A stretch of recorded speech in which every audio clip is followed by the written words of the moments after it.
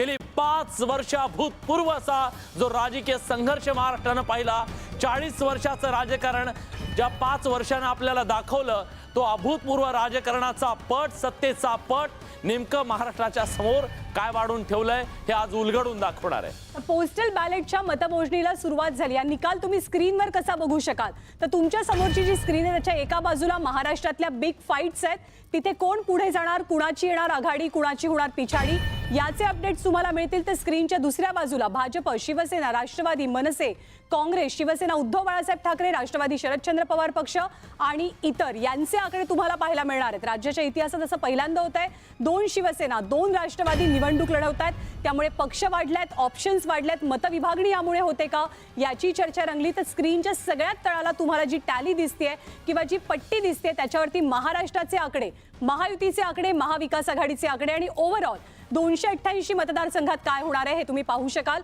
त्यामुळे सर्वात अचूक कल, सर्वात वेगवान कल आणि सर्वात विश्वासार्ह कल न्यूज 18 लोकमतवरती आपण बघू शकणार आहोत। आणि आता एक मोठी बातमी, पोस्टल बॅलेटच्या मतमोजणीला सुरुवात झाली आहे, हळूहळू त्याचे कल आपल्याला समजू शकतील। साधारणतः 8:15 ते 8:30 पर्यंत विलास। आणि सोलापुरातून बातमी येते पोस्टल तिथल्या मतमोजणीला सुरुवात झाली, अमरावती सुद्धा सुरुवात झालेली आहे।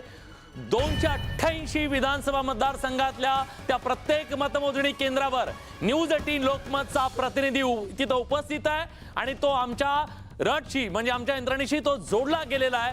त्यामुळे तिथं मोजलं जाणारं प्रत्येक मतदान हे तुम्हाला स्क्रीनवरती काही क्षणात पाहायला मिळणार आहे। अतिशय सुसज्ज अशी यंत्रणा आज न्यूज 18 लोकमतच्या माध्यमातून तुम्हाला दिसणार आहे। महाराष्ट्रातला अचूक खोटे आकडे देणार नाहीत हे आमचं ठरलेलं आहे, जे आहे ते खरं असेल आणि अचूक असेल।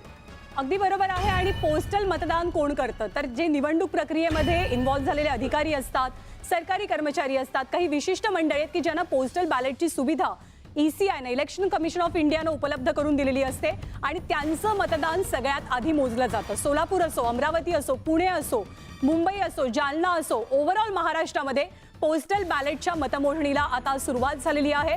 आणि संपूर्ण चित्र महाराष्ट्राचं तुम्हाला कसं दिसणार आहे त्या स्टुडिओमधनं, ग्रँड स्टुडिओमधनं, मोठ्या स्टुडिओमधनं हे चित्र हळूहळू स्पष्ट होणार आहे। एकूण 288 मतदारसंघ आणि प्रत्येक पक्षाला किती जागा मिळणार, कोण आघाडीवर, कोण पिछाडीवरती, कोणत्या मतदारसंघात कोणतं गणित पुढे जातंय, कोणतं गणित मागे राहतंय आणि सगळ्यात महत्त्वाचं विलास यामध्ये इम्पॉर्टंट गोष्ट ती अशी आहे, ती म्हणजे निवडणुकीनंतरची समीकरणं नेमकी काय असतील, निवडणुकीनंतर कोण कुणाची साथ देणार। आत्ताच्या ज्या युती आघाडी सगळेजण म्हणतायत की आम्ही इंटॅक्ट राहू, आम्ही सोबत राहू, पण महाराष्ट्रानं 2019 ते 24 सगळं काही अनुभवून झालेलं आहे।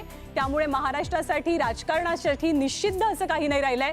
त्यामुळे ती उत्सुकता आहे, त्यामुळे ती चर्चा आहे की पुढे काय खरं आहे। आणि 145चा मॅजिक आकडा या महाराष्ट्रात कोण गाठतंय, महायुती की महाविकास आघाडी, याची उत्सुकता शिगेला पोहोचलेली आहे। प्रत्येक मतदारसंघात आज सगळ्यात मोठी बातमी, पहिल्या कलामध्ये देवेंद्र फडणवीस आघाडीवरती आहेत। नागपूर दक्षिण पश्चिमचा मतदारसंघ, देवेंद्र फडणवीस फील्डवरती स्वतः वेळेला उतरलेले होते, त्यांच्या मताधिक्याबद्दल सुद्धा बरीच चर्चा झाली। आणि सुधीर मुनगंटीवार हे सुद्धा आघाडीवर दिसत आहेत। सुधीर भाऊ लोकसभेची निवडणूक हरले, त्यांना पराभूत व्हावं लागलं। आता बल्लारपूर मतदारसंघातनं सुधीर मुनगंटीवारांची आघाडी आणि नागपूर दक्षिण पश्चिम मधनं देवेंद्र फडणवीसांची आघाडी। विलास, निश्चितच चंद्रशेखर बावनकुळे भाजपचे कॅप्टन ते सुद्धा आघाडीवर असल्याचं कळतंय। गेल्या वेळी त्यांना तिकीट मिळालं नव्हतं, कॅप्टनशिप नंतर मिळाली आणि चंद्रशेखर बावनकुळे आता आघाडीवर असल्याचं कळतंय। प्रदेशाध्यक्ष आहेत, मोठी जबाबदारी विजय वडेट्टीवार, राज्याचे विरोधी पक्षनेते विजय वडेट्टीवार सुद्धा पहिल्या कलांमध्ये आघाडीवरती असल्याचं पाहायला मिळतंय। त्यामुळे विदर्भातले हे पहिले कल आपल्या समोर येत आहेत, ज्यामध्ये बडे नेते देवेंद्र फडणवीस, नाना पटोले, विजय वडेट्टीवार, सुधीर मुनगंटीवार, भाजपचे प्रदेशाध्यक्ष चंद्रशेखर बावनकुळे हे सगळेजण पहिल्या कलामध्ये आघाडीवर असल्याचं चित्र आहे। काँग्रेसचे कॅप्टन नाना पटोले हे सुद्धा आघाडीवर आहेत। पृथ्वीराज चव्हाण, कराड दक्षिण मतदारसंघातनं पृथ्वीराज चव्हाण यांची सुद्धा आघाडी आपल्याला पाहायला मिळते। तगडा आव्हान आहे, 2 बाबांमध्येच यावेळेला लढाई होते आणि या कलांमध्ये राज्याचे माजी मुख्यमंत्री पृथ्वीराज चव्हाण आघाडीवर, आशिष शेलार वांद्रे पश्चिम मतदारसंघातनं त्यांनी सुद्धा आघाडी घेतलेली आहे। त्यामुळे मुंबईचा सुद्धा एक कल आपल्या हाती आलेला आहे। आशिष शेलार सध्या आघाडीवर आहे। निश्चितच आणि खरं तर पृथ्वीराज चव्हाण यांच्यासाठी यावेळीची निवडणूक अतिशय टफ फाईट असणार आहे। नांदेडचा भोकर मतदारसंघातला आणखी एक कल श्रीजया चव्हाण, अशोक चव्हाणांची प्रतिष्ठा इथे पणाला लागली आहे. श्रीजया चव्हाण सुद्धा पहिल्या कलांमध्ये आघाडीवर असल्याचं चित्र पाहायला मिळतं. हे सगळं जर बघितलं तर आपल्याला असं दिसतंय जे मोठे चेहरे आहेत ते आपल्या मैदानावर पहिल्यांदाच आघाडी घेताना दिसत आहेत. अतुल सावे मंत्री होते आणि आता अतुल सावेंच्यासाठी तिथं खूप ध्रुवीकरणाचं हे निवडणूक आहे. अतुल सावेंसाठी सुद्धा अवघड ही निवडणूक मानली जाते. गणेश नाईक खरं तर गेल्या वेळेस बेलापूरमधून होते, यावेळी ऐरोलीमधून आहेत. त्यांच्यासाठी चौगुलेने आव्हान उभं केलंय.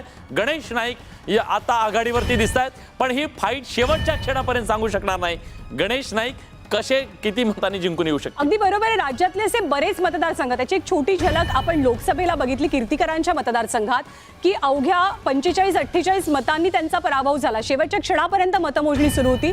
त्यामुळे या वेळेला हे होण्याची शक्यता नाकारता येत नाही की अखेरच्या फेरीपर्यंत मतमोजणी चालू शकते.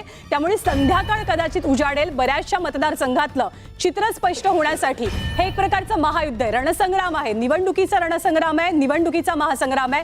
भाजप त्याला धर्मयुद्ध म्हणत होता आणि प्रताप सरनाईक आघाडीवर आहेत पहिल्या कलामध्ये ठाण्यातून. ठाणे हा बालेकिल्ला एकनाथ शिंदेंचा, तो बालेकिल्ला राखण्यात यशस्वी होतात का हे पाहणं महत्वाचं असेल. कारण आता बघा राजेश टोपे तिकडे आघाडीवर आहेत, पण राजेश टोपेंच्या समोर उड्डाण यांनी मोठं आव्हान उभं केलंय आणि जो कल आतापर्यंत आहे त्याच्यात राजेश टोपे आघाडीवर आहेत. पण असं सांगितलं जात आहे की यावेळीची ही लढाई त्यांच्यासाठी अतिशय खडतर अशी असणार आहे, कारण उड्डाण यांनी तिथं उड्डाण घ्यायचं ठरवलं अशी चर्चा आहे. आणखी एक चर्चेतला मतदारसंघ खूप हाय प्रोफाईल बारामती मतदारसंघ. पहिल्या कलात अजित पवार आघाडीवरती असल्याची माहिती मिळते. अब्दुल सत्तार सिल्लोडमधनं त्यांनी सुद्धा पहिल्या कलांमध्ये आघाडी घेतल्याची माहिती मिळते. त्यामुळे राज्यातले काही पहिले ट्रेंड्स, पहिले कल हाती आलेले आहेत आणि ही राज्याची निवडणूक अत्यंत चुरशीची झाल्यामुळे अर्थातच बऱ्याचशा फेऱ्या बाकी आहेत. तोपर्यंत सगळ्यांना संयम राखावा लागेल. निलेश राणे कणकवली देवगड मतदारसंघातनं निलेश राणे हे कुडाळमधनं निवडणूक लढवतात आणि ते वैभव नाईकांच्या विरोधात सध्या आघाडीवरती असल्याचं चित्र आहे. नितेश राणे यांची सुद्धा अपडेट आपल्याला थोड्याच वेळात समजणार आहे. त्यामुळे विलास, तू मगाशी म्हणालास त्याप्रमाणे की राज्यातले जे बडे चेहरे आहेत, सर्वात चर्चेतले चेहरे आहेत किंवा जे आपापल्या पक्षाचं नेतृत्व करतात असे चेहरे सध्या आघाडीवर आहेत. साताऱ्यामधनं अपडेट, साताऱ्यातलं शिवेंद्रराजे भोसले सध्या आघाडीवर असल्याची माहिती मिळते. आणि शिवेंद्रराजे यांच्या समोर तर आव्हानच नाही अशा प्रकारची चर्चा आहे. ज्या प्रकारे तिथं महाराजांच्या प्रती एक प्रकारची एक भावना असते ती या निवडणुकीमध्ये सुद्धा दिसून आलेली होती. राहुल नार्वेकर भाजपचे नेते, त्याचबरोबर तिकडे मंगलप्रभात लोढा सुद्धा आघाडीवर असल्याचं कळतंय. राजेश टोपे आघाडीवर आहेत असं कळतंय. हे अगदी सुरुवातीचे कल आहेत. महेश सावंत, अतिशय अटीतटीची ही लढत जी माहीममध्ये होतीये. राज ठाकरेंच्या अंगणात, राज ठाकरेंच्या लेकाची ही निवडणूक अतिशय प्रतिष्ठेची. महेश सावंत यांनी मात्र सुरुवात आघाडीने केलेली आहे. मशाल चिन्हावरती महेश सावंत निवडणूक लढवत आहेत. सदा सरवणकर, महेश सावंत की अमित ठाकरे याची उत्सुकता अवघ्या महाराष्ट्राला आहे. पण पहिल्या कलामध्ये महेश सावंत सध्या आघाडीवरती असल्याचं चित्र आहे. पुन्हा एकदा आपण कल कुणाच्या बाजूने जात आहेत हे अगदी इनिशियल कल आहेत. काही मिनिटच फक्त झालेली आहेत. पोस्टल बॅलेट उघडले गेलेले आहेत. निश्चित कल हाती यायला अर्थात थोडा वेळ लागणार आहे. दिंडोशीमधनं सुनील प्रभू हे सुद्धा आघाडीवरती असल्याची माहिती मिळते.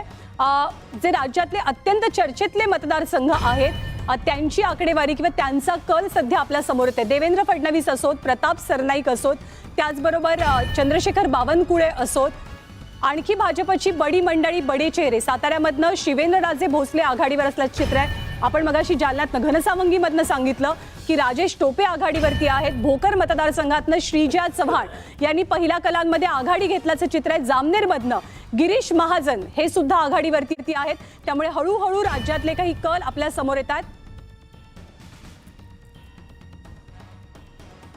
या पहिल्या कलांबद्दल आपण एक छोटी छोटी प्रतिक्रिया जाणून घेऊयात. अगदी थोडक्यात मला प्रत्येकाची प्रतिक्रिया हवी. ज्योतिताई आमदार सर आधी. सगळ्यात महत्त्वाचा मुद्दा हाच आहे की कल यायला लागलेत.